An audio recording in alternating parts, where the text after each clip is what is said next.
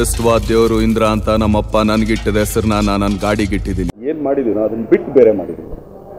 ಯಾವುದು ರಿಪೀಟ್ ಏನಿಲ್ಲ. Full and full like commercial jam pack cinema ಅಂತ.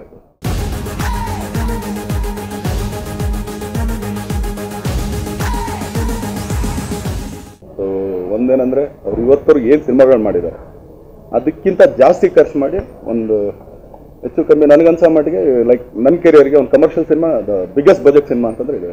ಹೆಗಲ್ ಮೇಲೆ ಸ್ಟಾರ್ ಅಂತ ಬೇಜಾನ್ ಎಗರಾಡ್ತಿದ್ಯಾ. ಜನಗಳು ಕೊಟ್ಟಿರೋ ಸ್ಟಾರ್ ಹಣೆ ಮೇಲಿದೆ. ಇದು ಬರೆಯೋದು ರಿಫ್ಲೆಕ್ಷನ್ ಅಷ್ಟೇ. ನಾನು ಒಂದು ಕರ್ನಾಟಕದಲ್ಲಿ ಒಂದು ದೊಡ್ಡ ಸಿನಿಮಾ ಮಾಡ್ತಾರೆ ಅಂದ್ಕೊಂಡೆ.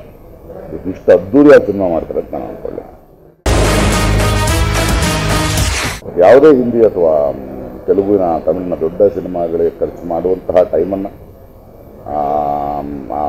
ಅದ್ಧೂರಿತನವನ್ನು ಮತ್ತು ಆ ಟೆಕ್ನಾಲಜಿನ ಸಿನಿಮಾನ ಎಫೆಕ್ಟ್ಸ್ನ ಯೂಸ್ ಮಾಡ್ತಾ ಸಿನಿಮಾ ಮಾಡಿದ್ದಾನೆ.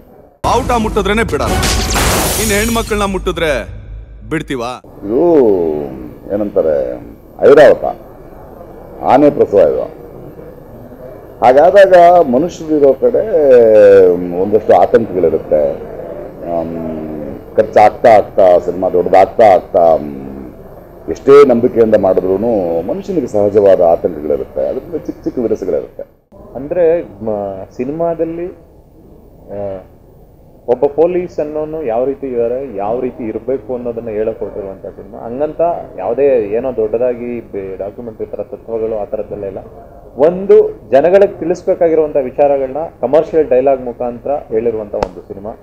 ಮತ್ತು ಎಲ್ಲರಿಗೂ ಒಂದೊಂದು ಸಣ್ಣ ಸಣ್ಣ ಕಮರ್ಷಿಯಲ್ ಆಗೇನೆ ಸಣ್ಣ ಸಣ್ಣ ಮೆಸೇಜ್ಗಳಿದೆ ಪ್ರತಿಯೊಬ್ಬರಿಗೂ. ಒಬ್ಬ ರೈತನಿಗಾಗ್ಬೋದು, ಆಟೋ ಡ್ರೈವರ್ಗಾಗ್ಬೋದು, ಮತ್ತು ಪೆಟ್ರೋಲ್ ಬಂಕಲ್ಲಿ ಕೆಲಸ ಮಾಡೋರ್ಗಾಗ್ಬೋದು, ಮತ್ತು ಈ ಕೂಲಿ ಕಾರ್ಮಿಕರಿಗಾಗ್ಬೋದು, ಮತ್ತು ಪೊಲೀಸ್ ಡಿಪಾರ್ಟ್ಮೆಂಟಲ್ಲಿರೋ ಪ್ರತಿಯೊಬ್ಬರಿಗೂ, ಒಬ್ಬ ಪೊಲೀಸ್ ಕಾನ್ಸ್ಟೇಬಲಿಂದ ಹಿಡಿದು IPS ಆಫೀಸರ್ವರೆಗೂ ಯಾರ್ಯಾರೆಲ್ಲ ಇದ್ದಾರೆ ಎಲ್ಲರಿಗೂ ಒಂದೊಂದು ಸಣ್ಣ ಸಣ್ಣದು ಯಾವ್ಯಾವ ಇದನ್ನು ಹೇಳ್ಕೊಳ್ತಿರುವಂಥ ಒಂದು ಸಿನಿಮಾ ಐರಾವತ.